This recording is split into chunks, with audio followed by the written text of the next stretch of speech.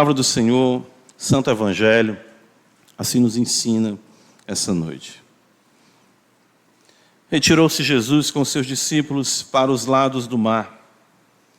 Seguia-o da Galileia uma grande multidão, também da Judéia, de Jerusalém, da Idumeia, da além do Jordão e dos arredores de Tiro e de Sidom, uma grande multidão. Sabendo quantas coisas Jesus fazia, veio ter com ele. Então recomendou a seus discípulos que sempre lhe tivessem pronto um barquinho por causa da multidão, a fim de não o comprimirem, pois curava muitos, de modo que todos os que padeciam de qualquer enfermidade se arrojavam a ele para o tocar. Também os espíritos imundos, quando o viam, prostravam-se diante dele e exclamavam: Tu és o Filho de Deus. Mas Jesus lhes advertia severamente que o não expusessem à publicidade. Amém. Vamos orar ao nosso Deus mais uma vez. Senhor, nós te agradecemos pelas sagradas letras e sabemos que de nós mesmos não temos capacidade de ver espiritualmente as verdades que se encontram aqui. De fato, tu mesmo já nos ensina, através do Santo Apóstolo, que o homem natural não aceita as coisas, ele não entende, e nós temos muita ciência disso, de que a compreensão das Escrituras não é um exercício apenas intelectual. Somente quando o Senhor ilumina os olhos do coração, quando o Senhor traz aquele que está morto à vida, e mais ainda, como nós mesmos vivificados, precisamos do Espírito de Deus para entender, porque as coisas do Senhor se discernem espiritualmente. Então, nos ajuda para que nessa noite, a tua igreja, nós aqui com o Santo Livro em nossas mãos, possamos ser ensinados por ti, tu que és o nosso mestre, pastor e bispo de nossas almas. Nos colocamos aos teus pés, porque queremos aprender de ti, porque sabemos que a renovação da nossa mente fortalece o nosso coração e conduz a nossa vontade para cada vez mais ser de fato de acordo com a tua vontade. Abençoa a tua igreja e ser conosco essa noite mais uma vez. Nos ajuda, Pai, em nome de Jesus Cristo nós te oramos. Amém. Bem, irmãos, Marcos agora chama nossa atenção para a aceitação do ministério de nosso Senhor Jesus Cristo, né? Pelos mais variados grupos de pessoas que ali se encontram. De fato, Marcos fala de multidões, né, que estão agora seguindo o Senhor. Isso é muito interessante e isso é muito claro na intenção do autor sagrado, porque nós vemos que desde o princípio do capítulo 2, nós vemos o Senhor Jesus enfrentando as controvérsias e a rejeição por parte das autoridades religiosas ao seu ministério. Então lembra, desde o capítulo 2, Marcos ali registra para nós a cura do paralítico, eles se incomodam, porque Jesus diz que os pecados dele estavam perdoados. Jesus então chama Levi, e isso causa também mais um alvoroço. Pior ainda, quando ele se assenta à mesa com os publicanos e pecadores, os fariseus e escribas estão realmente, vamos dizer assim, pilhados, né, naquela sede de perseguir o Senhor, de se opor. Questionam quanto ao jejum, o questionam quanto ao sábado, o questionam quanto à cura no sábado, e realmente isso se torna, se você pensar bem a leitura, é cansativo isso, né? A perseguição ao Senhor. Mas Marcos agora, interessante, ele destaca como a fama do mestre cresceu e como as multidões o seguiam. Porque de repente, se a gente ficar lendo esses textos e não chegássemos a um contexto como esse, puxa, é só, né? Perseguição, é luta, é dificuldade, né? E Marcos, então, se ele destacou a rejeição por parte das autoridades, aqui ele destaca o avanço do reino por toda a terra de Israel, naqueles que se encontravam em extremo sofrimento e necessidade. Então percebam aqui, é muito interessante isso, né? A princípio, esse texto aqui, eu não pontuei, mas só chamar a sua atenção para uma pequena observação aqui. Jesus está cansado. A gente percebe isso. O texto diz, no versículo 7, observa comigo, que ele se retirou com os seus discípulos para os lados do mar. Esse movimento do Senhor é um movimento em que ele busca um momento de tranquilidade, porque ele está constantemente nos embates, respondendo a questionamentos, sendo julgado pelas autoridades religiosas. Todos os seus atos eram vistos de forma negativa. Isso era cansativo, então ele procura se retirar um pouco, né? Isso é muito importante quando nós observamos, às vezes, as lutas que nós enfrentamos, e às vezes nós queremos temos aqui um princípio, já continuar, ou vamos dizer assim, emendar nas atividades. Jesus, ele se retira. Claro que ele não consegue permanecer muito tempo no anonimato, ou vamos dizer assim, em um lugar mais ermo, mas o fato é que ele busca isso porque ele precisava disso, né? Sempre o Senhor tinha um cuidado de refazer as forças em oração, em solidão, em solitude ali com o Senhor, buscando a sua presença. Mas veja, o versículo 7 diz que multidões seguiam o Senhor, né? Nós temos aqui multidão que vem da Galileia, da Judéia, de Jerusalém, da Idumeia, que fica da além do Jordão, e também aos arredores de Tiro e de Sidom. Então são muitas pessoas que se aproximam do Senhor. E o que eu observo aqui, eu creio que nós podemos destacar como um princípio primário aqui para nós, é que o avanço do reino de Deus, ele sempre se dá em meio à oposição.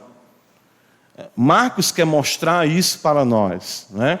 Ele é rejeitado pelas autoridades, ele é rejeitado pelos escribas e fariseus, mas ele é abraçado pelas multidões. Então, o Senhor contrasta isso, de fato, Marcos contrasta isso, para que nós entendamos isso, que o reino de Deus, a pregação do Evangelho, o avanço da obra do Senhor, nunca sucumbe ante as perseguições. Nunca. O Evangelho sempre progride, o Evangelho sempre avança, apesar das dificuldades, apesar das lutas, apesar do opróbrio, como nós falamos hoje pela manhã, que os escribas e fariseus lançavam sobre o Senhor. Embora a oposição tenha sido intensa, a ponto de cogitarem e tramarem a morte do Mestre, o reino de Deus avança, cresce, progride, assim foi, assim é e assim sempre será. Lembra que no verso 6 está escrito, de Marcos 3, que o Senhor se retira dali, né? E os fariseus conspiram com os herodianos em como lhe tirar a vida. Então é nesse cenário que o Senhor Jesus desenvolve o seu ministério. Marcos quer nos mostrar, irmãos, quão grandiosamente se expande o reino de Deus. Isso é maravilhoso. De fato, para a realidade dos seus dias, ele está destacando que o reino de Deus cresce nos 4 cantos da terra. Ele fala aqui de multidões ao sul, ao norte, ao leste. Israel tem um mar, né? A oeste, a terra ali, a terra de Israel. Mas o fato é que em torno de todo Israel vinham pessoas para ouvir a palavra de Deus. É como se Marcos está dizendo, olha, apesar de tudo isso, dos 4 cantos do mundo, o Senhor Jesus está pregando a palavra. Os escribas e fariseus não conseguiam deter o crescimento inevitável e sobrenatural do reino de Deus. Interessante, né? Marcos apresenta isso para nós, porque nós temos sempre a tendência, né, de pensar que as dificuldades e as lutas estão atrapalhando a obra de Deus.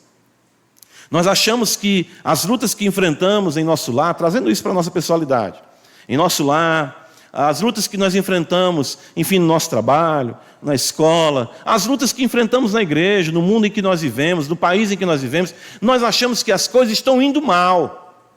Irmãos, nunca nada frustrará o avanço do Deus que se fez carne. É isso que Marcos quer mostrar para nós.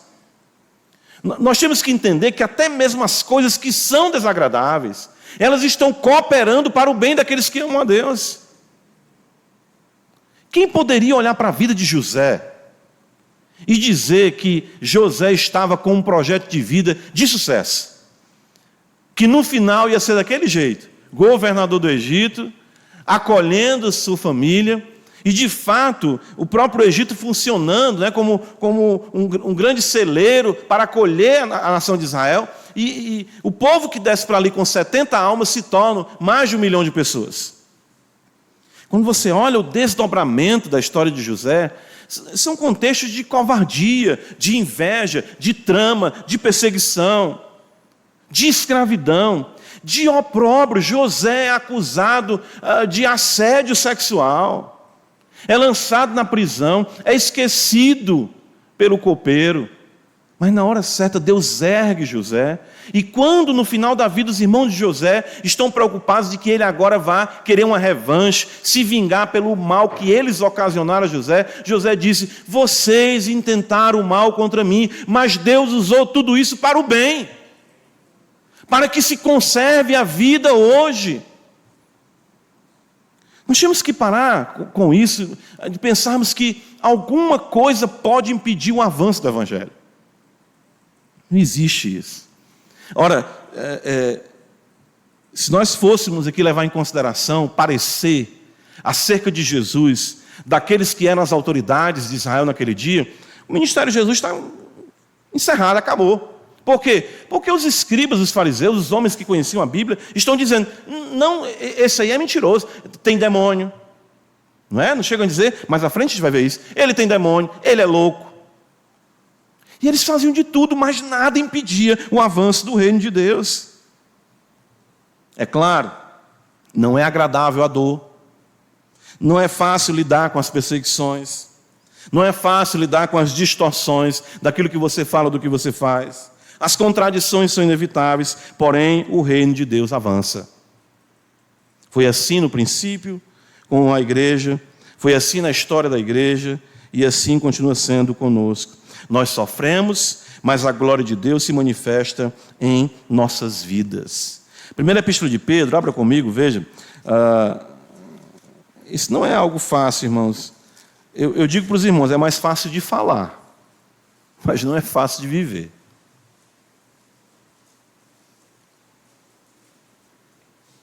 1 Pedro, o apóstolo vai dizer para nós assim, falando da salvação, não é? Ele diz o seguinte, ele bendiz o Senhor, e ele diz assim no verso 6, olha, né?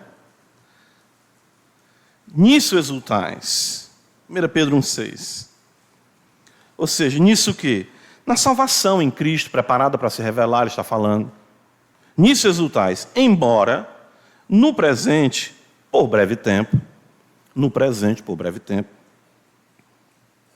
se necessário, sejais contristados pelo quê? Várias provações. É necessário. Pedro vai dizer, se for necessário, não se preocupe. Você nunca vai sofrer desnecessariamente. Você vai sofrer porque é necessário. Não acontece isso. Nenhum sofrimento vem para a nossa vida, né, como um carro desgovernado. Não, ele vem guiado pela providência de Deus. Mas é mais fácil falar do que aceitar. Eu falo isso como pecador também que sou, como cristão também que enfrento os dilemas dos sofrimentos da minha vida. Mas o fato é que Pedro está dizendo, é necessário. Os sofrimentos, as dificuldades, elas são necessárias. E ele vai dizer, para quê? Verso 7. Para que, uma vez confirmado o valor da vossa fé, nós precisamos identificar o que é fé verdadeira e os que de fato têm fé verdadeira. E ele diz que isso é verificável pela provação, pela luta, pela dificuldade, pela oposição, pelo antagonismo, pelas dores, pelas necessidades que são necessárias. E ele diz, a vossa fé é muito mais preciosa do que o ouro perecível, mesmo apurado por fogo, redunde em louvor, glória e honra na revelação de Jesus Cristo. O fato é que os sofrimentos revelarão os que pertencem a Deus e os que não pertencem a Deus. Como o fogo prova o ouro e retira do mesmo a escória e o torna um metal melhor, assim também o fogo das aflições para com a fé que é verdadeira. Nunca nenhuma tribulação vem sobre nós que não nos faça crentes melhores. Interessante isso para o crente, para o justo, para o fiel. E Marcos aqui, ele apresenta Cristo pregando, fazendo bem, ensinando, e só pancada, só crítica, só perseguição. Mas de repente Jesus sai, prega o evangelho, e as multidões o abraçam. Aquilo é uma alegria para o Senhor, com certeza. Ele tinha prazer. O mestre não se surpreende e nem se desanima com aquilo. Ele se cansa, é natural. Todo homem se cansa, todo homem é limitado. Tanto que ele procura se retirar com seus discípulos. Mas ele prossegue fazendo bem para o alívio das almas, para a glória de Deus. Livro de Atos dos Apóstolos, abra comigo, capítulo 10. Quando Pedro resume o ministério do Senhor, pregando na casa de Cornélio, naquilo que muitos creem que seja o esboço do Evangelho de Marcos, muitos creem que o Evangelho de Marcos ele é escrito sob a supervisão de Pedro. Atos 10, verso 37, quando Pedro vai pregar o evangelho diante de Cornélio, olha como é que ele fala aqui.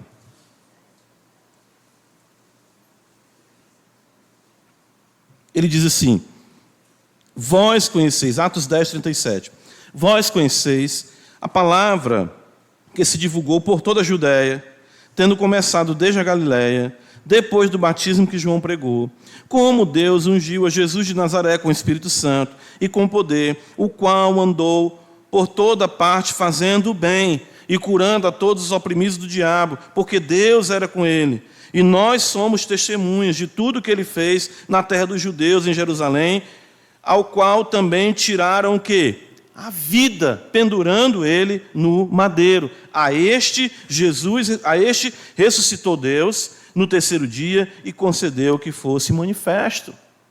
A pregação, o avanço do reino, nunca vem dissociado de perseguição, nunca vem dissociado de tribulação, nunca vem dissociado de oposição, a ponto de matarem o Senhor. Mas ele avançou. E de fato, quando pensaram que o haviam derrotado, ele ressuscita no terceiro dia e é Senhor de vivos e de mortos. E hoje o Evangelho, muito mais do que alcançar a realidade de Israel, alcança todos os povos, tribos, línguas e nações. Então o sofrimento do Senhor, a oposição, a dificuldade, tudo aquilo cooperou. Por isso, irmãos, nós devemos dizer algo muito importante aqui, como crentes, quando enfrentamos ou lidamos com dificuldades, seja em qual esfera for. Nós temos que dizer dizer uns para os outros, avante, irmãos. O reino de Deus é maior do que a nossa dor. O reino de Deus é maior do que o nosso sofrimento. Vamos semear com lágrimas, porque com certeza colheremos com alegria. É isso que nós vemos Marcos apresentar aqui com o Senhor. Muitas vezes eu quero esmorecer, desanimar, né? Aí, meu Deus, nessa hora é que a gente tem que ser calvinista, né? Cadê o nosso calvinismo nessa hora, né? Cadê a soberania de Deus, né? Cadê a confiança que o Senhor está conduzindo todas as coisas? Cadê a fé em que o Senhor Deus, nada da nossa vida acontece por acaso? Todas as coisas estão de fato cooperando para o avanço do reino de Deus. Evangelho de Marcos, volta comigo, capítulo 3, o texto nos diz que, no versículo 8, veja o que está escrito, quando ele destaca as multidões, ele diz que essas multidões, sabendo quantas coisas Jesus fazia, veio ter com ele. Então, essas multidões, as pessoas, elas ouviam e iam, né? Então, nós podemos aqui observar o ouvir de Jesus, acerca de Jesus, e ir até Jesus. Diferentemente dos escribas e fariseus, as multidões ouviam e iam até Jesus. Esse contraste é muito interessante. Os religiosos de Israel, as autoridades daquela época, eles ouviam, mas não iam até o mestre. Eles não queriam se aproximar do mestre. Porque eles se consideravam o quê? Justos, se consideravam o quê? Sem nenhuma necessidade. Eles se consideravam pessoas sem nenhum pecado. Jesus chega a censurar isso deles. Eles afirmavam que enxergavam tudo, entendiam tudo. Mas as multidões é que ouviam de Jesus e iam até Jesus. Esses dois movimentos são muito importantes, essas duas ações, ouvir e ir ao Senhor, se aproximar do Senhor. Marcos registra isso. Enquanto os escribas e fariseus cada vez mais se afastavam do Senhor ao ouvi-lo, as multidões o ouvem e se aproximam dele.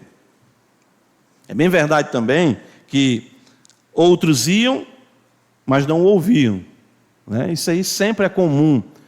Nós podemos observar isso até na parábola do semeador, Mateus capítulo 13. O Senhor mostra as reações diversas à pregação do Evangelho. Alguns até vêm, mas não ouvem. Isso denota aquelas pessoas que buscam os seus interesses em Cristo, mas não o próprio Cristo. Muitas pessoas vêm nessa multidão. Claro, muito bom o Evangelho ser propagado, o Evangelho avançar, mas nunca a multidão será composta plenamente de pessoas crentes. Muitos vêm por quê? Querem uma cura. Querem o quê? Querem um bem-estar para suas vidas. Querem o quê? Resolução dos seus problemas, resolução do seu casamento. Fato é que muitas multidões ali, muitas pessoas chegavam perto de Jesus. E era intenso aquilo ali, de tal modo que corria o risco dele ser comprimido ali. Ele pedia para deixar um barquinho, ele tinha um cuidado de caminhar à beira-mar, e os discípulos que já tinham a habilidade com a pesca, deixavam um pequeno barco ali para ele poder, né, ter um escape, ou algumas vezes pregar do barco, como aconteceu também. Existem também outros que ouvem de Jesus e não vêm, né? Quero que você observe isso. Pessoas que, diferentemente dos fariseus, até acham belas as palavras de Cristo. Até consideram os ensinamentos do Senhor importantes, mas de fato nunca se voltam para o Senhor. Isso é ouvir e vir espiritualmente. Distorcem o Evangelho e se valem do mesmo de forma utilitária.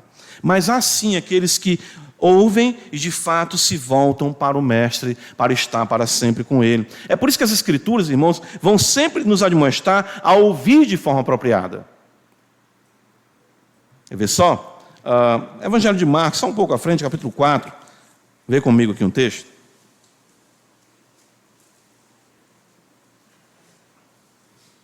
Está escrito assim, Marcos 4, exatamente o contexto da parábola, né, das parábolas. O Senhor vai responder aqui, a partir do verso 10, Jesus ficou só, os que estavam junto dele, com os 12, interrogaram a respeito das parábolas. Ele lhes respondeu, veja, Marcos 4, verso 11, a vós outros,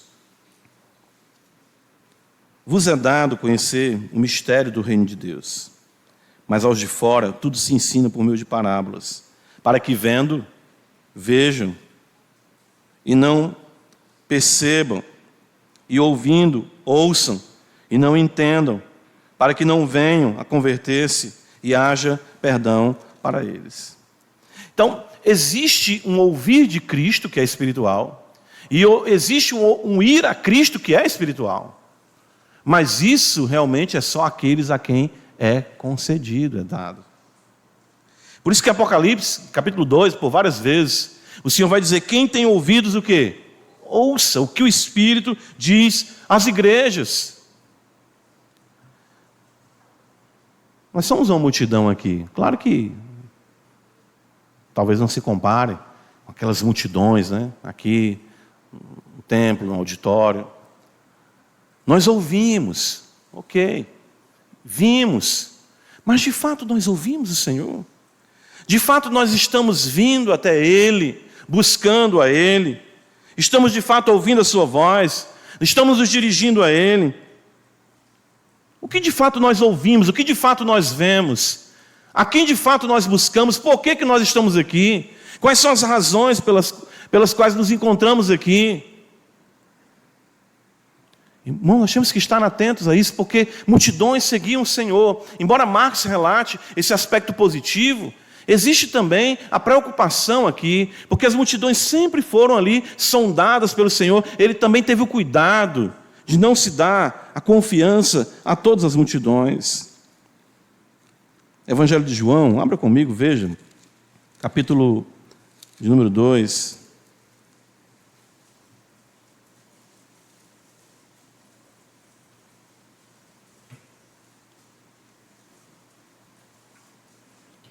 texto nos diz que,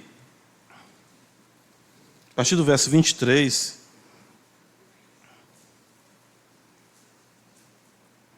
estando ele em Jerusalém, falando do Senhor, João relata aqui, Evangelho de João 2, 23, durante a festa da Páscoa, muitos é muitos, irmãos, vendo os sinais que ele fazia, creram no seu nome. Mas o próprio Jesus não se confiava a eles, porque o conhecia a todos.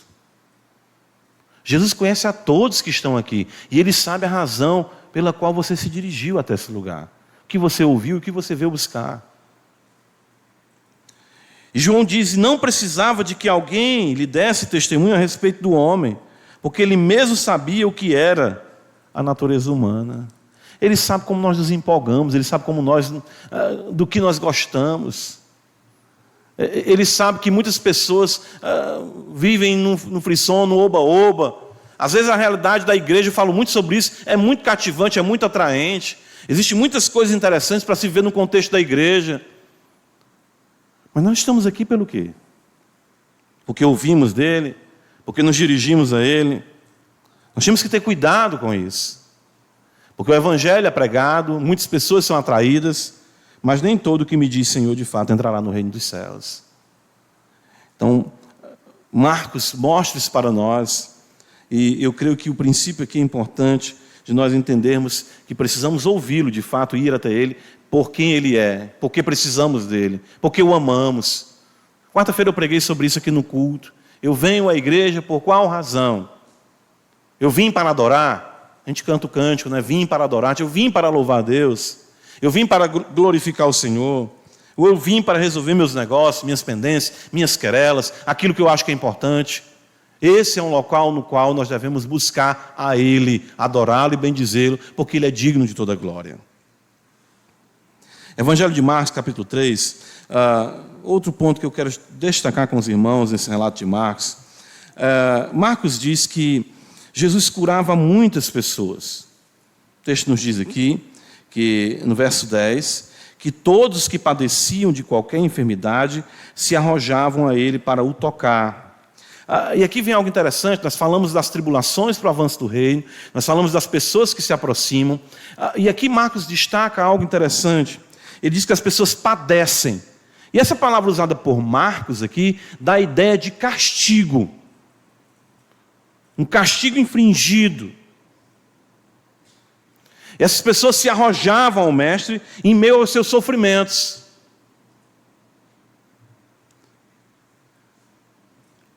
De fato, se nós considerarmos aqui, toda a humanidade, ela sofre das consequências do pecado em um mundo caído.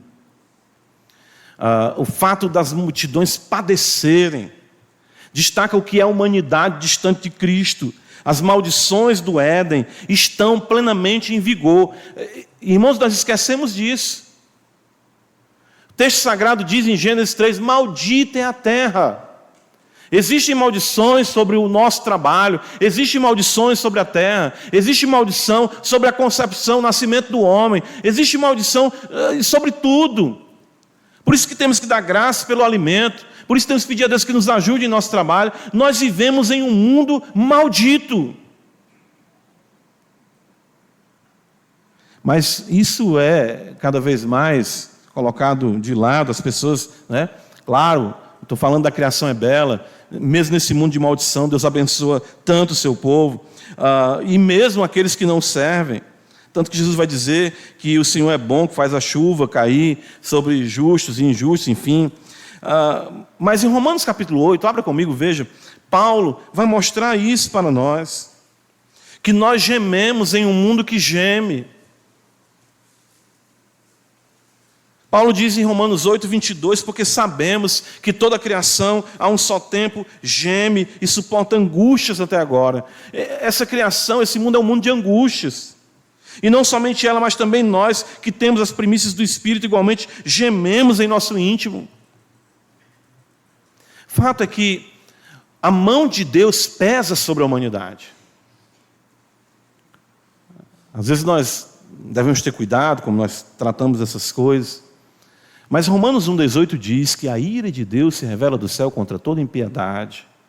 Constantemente Deus está punindo os filhos dos homens pelos seus pecados.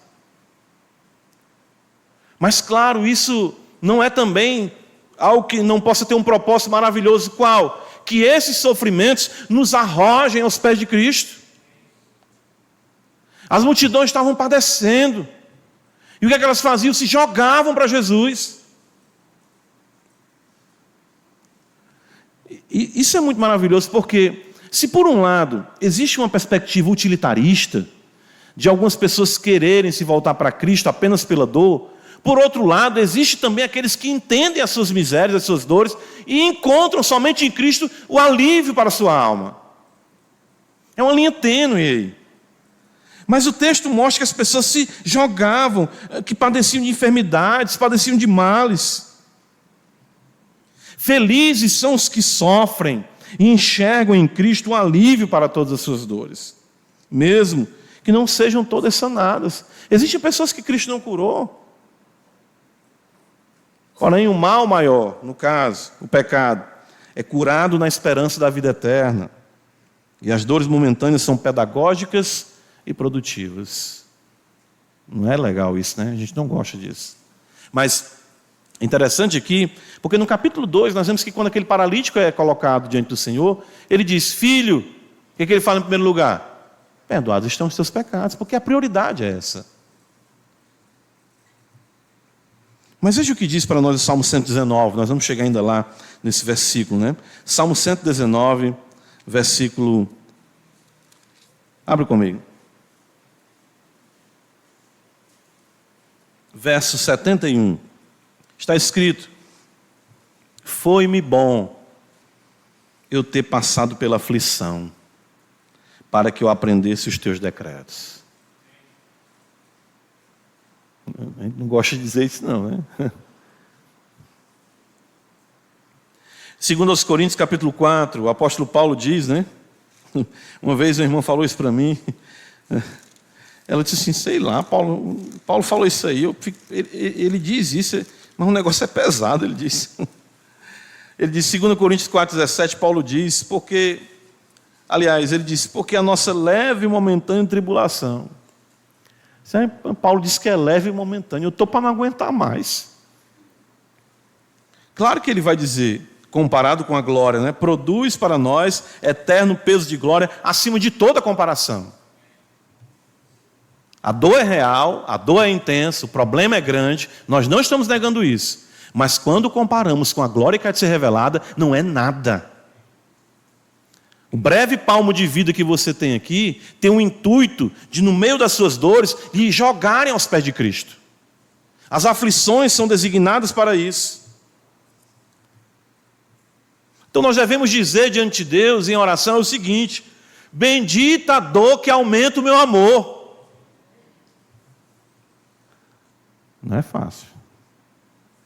Benditas perseguições que inflamam as minhas orações. Quando o negócio aperta, você ora mais. Não é? Quando a dor aperta, você ora mais. Vai ler mais a Bíblia. Vai jejuar mais. Vai buscar mais o Senhor. Bendito o fardo que faz com que eu almeje mais o descanso eterno. Cada vez mais, as lutas, as dores, as aflições são pedagógicas, produtivas, porque nos lançam aos pés de Cristo e cada vez mais acende em nosso ser o anelo pela eternidade. Acontece algo com um crente muito interessante. Cada vez mais ele vai ficando cansado de viver aqui. E por isso que ele almeja o descanso eterno. Diferentemente daqueles que fazem desse mundo a sua meta, seu propósito, o fiel, ele caminha na esperança da glória. Evangelho de Marcos, capítulo 3, veja, aqui é interessante, então, o reino avança em meio à oposição, né? Multidões são arrebanhadas, o evangelho é pregado, mas temos que ter o cuidado se de fato ouvimos e nos dirigimos a Cristo adequadamente, por quem Ele é, compreendendo que os sofrimentos que sofremos servem para nos lançar aos seus pés. Mas ainda temos que enfrentar, enquanto aqui estivermos, as astúcias de Satanás. Pastor, o negócio é assim. Eu não vou mentir para você, né? Eu não vou mentir, não vou dizer que é fácil, porque não é. A vida cristã, ela tem a sua simplicidade, mas ela tem sim a sua complexidade, das dificuldades que nós enfrentamos. Então, veja em Marcos capítulo 3, que no relato de Marcos aqui, ele fala dos espíritos imundos, quando viam, afirmavam que Jesus era o Filho de Deus. Então, isso aqui parece ser algo positivo, né? Embora nós presenciemos aqui, nesse relato, a derrota do império das trevas, porque a chegada de Cristo evidencia isso, por isso que existem tantas manifestações demoníacas, tantos exorcismos. Isso é um sinal importante da manifestação do reino de Deus e da divindade do próprio Cristo. Mas nós não podemos ignorar aqui os ardis de Satanás. Marcos chama a nossa atenção, o ensino que ele quer nos trazer, é que Satanás está agindo ardilosamente para comprometer essa dinâmica de quê?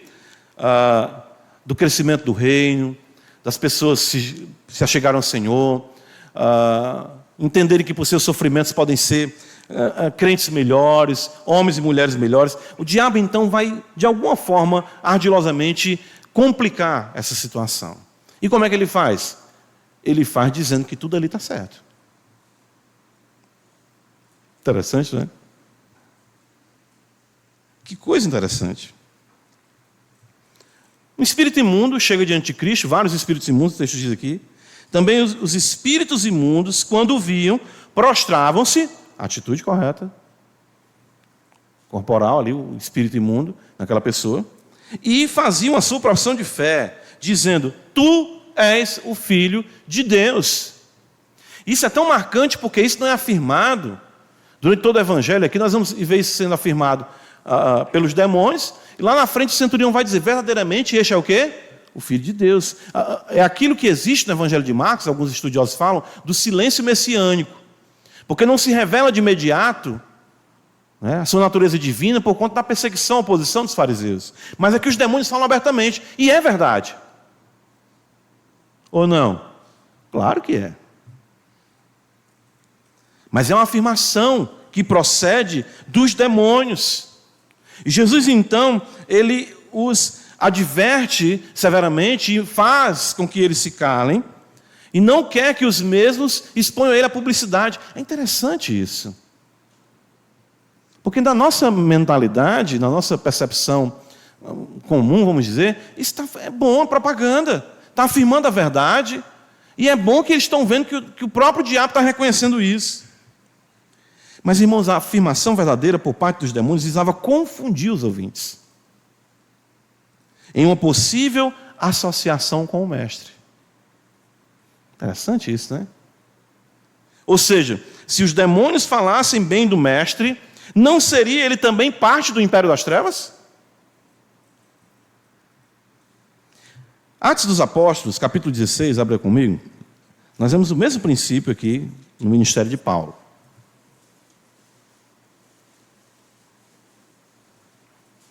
Atos 16, lembra? O texto diz que eles foram a um lugar de oração, Atos 16, 16.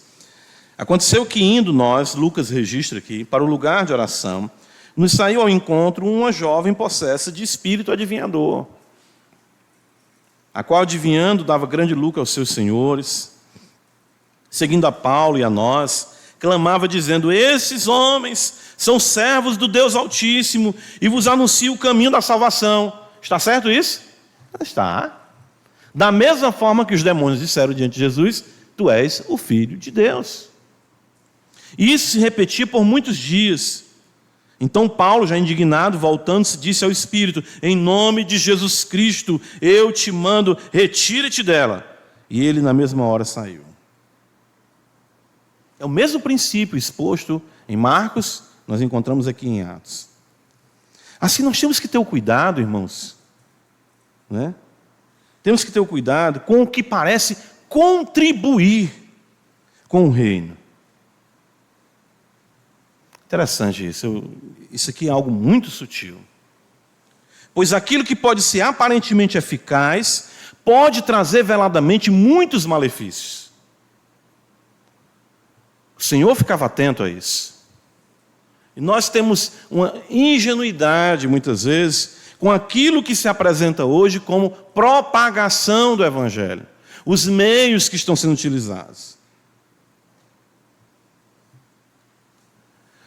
Nós podemos aqui observar que nem sempre, né, aquilo que parece estar falando bem do Evangelho, de fato está contribuindo com o Evangelho. Hoje, nesse mundo que a gente enfrenta de mídia, de rede social, né, eu vejo quão atual são as palavras de Judas, quando ele fala, pastores que a si mesmos se apacentam. O mundo que nós vivemos hoje, de tantas vozes, confundindo, mas todo mundo é reformado, todo mundo tem boa teologia, todo mundo tem livro, todo mundo tem curso para vender, todo mundo tem alguma coisa a contribuir. Irmãos, eu falei isso hoje na sala de membresia, já tem algum tempo que isso, né, Deus tem chamado a minha atenção, meu coração. Será que tudo aquilo que a gente pensa que de fato é feito em nome de Deus significa que coopera com o reino de Deus? A astúcia de Satanás, irmãos, ela é bem real em nossos dias. Nós temos que ter cuidado com isso. A verdade de Deus é proclamada como Ele determinou. Senão nós seríamos pessoas pragmáticas. Porque esse método dá certo, então é o método correto. A vivência da igreja local, a comunhão dos santos, a pregação do Evangelho, o partir do pão, o viver a vida comum, tem cada dia mais sido colocado de lado, na busca do espetacular, na busca daquilo que é grande, na busca daquilo que é pomposo. Mas tudo é feito de forma reformada. O diabo nunca vai afrontar a priori as realidades do Evangelho abertamente. Quando ele chega para Eva, ele diz, foi assim que Deus disse, ele teologa. Em Gênesis capítulo 3. Quando ele chega para o Senhor em Mateus 4, em Lucas 4, ele cita textos. Nós temos que ter cuidado com isso. Não sairmos, né, da proteção de Deus. Porque às vezes nós nos expomos a batalhas, a lutas, a problemas que não fazem parte daquilo que Deus estabeleceu para ser a nossa vida como igreja. Vivendo esses momentos aqui, comuns, porém gloriosos, comuns, porém poderosos. Vendo uns aos outros, estimulando uns aos outros, a que não abandonemos a congregação, a que ouçamos a palavra de Deus, comamos do pão, bebamos do vinho. A astúcia de Satanás, né? Ou seja, perceba, uma obra de Deus, né? Jonathan Edwards, na época dos avivamentos do século XVIII, na sua época, ele presenciou, se não falha a minha memória, 2 grandes avivamentos. Ele escreveu livros sobre como identificar os sinais autênticos de uma verdadeira espiritualidade. Porque ele afirma nos seus livros que sempre quando a obra de Deus está sendo feita, Satanás se aproxima e imita a obra de Deus, mas trazendo sutilmente perversões ali. A astúcia de Satanás é um fato com o qual temos que lidar, embora o Evangelho continue avançando e, claro, alcançando muitas pessoas. Irmãos, o Evangelho, ele avança. Quero concluir aqui afirmando isso em meio à oposição. O primeiro princípio que a gente colocou aqui. Não pense que problemas são problemas para o Evangelho. Não são. Não, mas esse problema... Não tem isso. É para nós. A gente é que fica... Não, mas... Irmãos, os irmãos até mandaram para mim o cântico, né? Eu falei, vou dizer de novo. Ninguém detém obra santa. Nem Satã, nem o mundo inteiro pode apagar esse ardor. Ninguém detém a obra santa. Essa causa é do Senhor. Não é minha, não. Eu estou aqui, pode dar um piripaque, eu vou embora, bem ligeirinho. Não é, não, filho? Mortal, passageiro, qualquer um de nós aqui. Mas Cristo permanece para sempre. Pronto, é isso. O Evangelho avança em meio à oposição. E o êxito dele pode ser observado naqueles que de fato ouvem e se dirigem a Cristo, ao Mestre, por amá-lo. Claro que isso muitas vezes se dá em circunstâncias de sofrimento. Aqueles que ouvem a palavra sofrem, sofrerão, mas esses sofrimentos nos preparam para que nós nos lancemos com mais intensidade aos pés do Mestre. E nesse contexto, não esqueçamos das astúcias de Satanás, querendo sempre distorcer o tesouro da igreja, o Evangelho de Cristo, para que não caminhemos de forma agradável ao Senhor. Então, prossigamos e que Deus abençoe a sua igreja, o seu povo, e nos traga cada vez mais discernimento e percepção para a glória do seu nome. Amém, irmãos? Vamos orar ao nosso Deus. Pai, nós te agradecemos por tua palavra, nos ajuda a entender isso. Não é porque as coisas estão difíceis para mim que elas estão difíceis para ti. De maneira nenhuma. O que é impossível aos homens é possível diante de Deus. Não existe nada, nem ninguém que impeça a tua obra. E a beleza do Evangelho vai arrebanhar, continua arrebanhando. Nós estamos aqui, Senhor, mais de 2000 anos depois, vivendo o poder dessa palavra, que nos alcançou. E apesar de todas as incoerências do nosso ser, o Senhor nos fez Deus.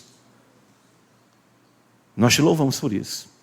Queremos ouvir o Senhor e sempre nos lançarmos aos teus pés, mesmo em meio aos sofrimentos, a dor, a dificuldade. E guarda-nos da astúcia de Satanás, para que não se corrompa o caminhar do teu povo. Abençoa a tua igreja, Pai, em nome de Jesus. Amém.